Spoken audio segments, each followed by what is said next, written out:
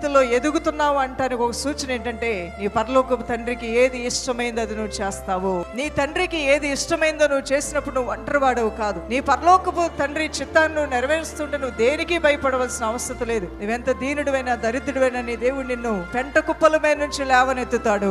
ఆయన ఘనతను, ఖ్యాతిని, సమృద్ధిని అనుగ్రహిస్తాడు. ఆకలి దప్పులాంటి వారికి తీరుస్తాడు. విధవరాళ్ళు ఉన్నారు దేవుణ్ణి సంతోషపరిచినటువంటి వారిలో, చిన్నారులు ఉన్నారు, పెద్దలు ఉన్నారు, వృద్ధులు ఉన్నారు, కుంటివారు ఉన్నారు, గుడ్డివారు ఉన్నారు, పక్షవాయువు కలిగిన వారు ఉన్నారు, రక్తస్రావం కలిగిన వారు ఉన్నారు. వారిలో ఏ ఒక్కరిని యేసయ్య విడిచిపెట్టలేదు. వారి రూపాన్ని బట్టో, వారి రోగాన్ని బట్టో, వారికున్న దేనస్థితిని చూసి ఆయన అసహించుకోలేదు. కానీ వీరందరూ కూడా ఆయన వాక్కు మీద ఆశ పెట్టుకున్నప్పుడు వారి యొద్దకు ప్రభు దిగివచ్చి ఆయన మహత్యమును వారికి బయలుపరచగా వారు ఆదరింపబడ్డారు. రోగులు స్వస్థపరచబడ్డారు, దీనులు ధైర్యపరచబడ్డారు, దరిద్రులు ఐశ్వర్యవంతులయ్యారు, ఒంటరి వారు మరి అన్ని కలిగిన వారుగా, సమృద్ధి కలిగిన వారిగా, బలమైన దేవుని యొక్క మహత్యంతో కూడిన ఆశీర్వాదాలు పొందారు.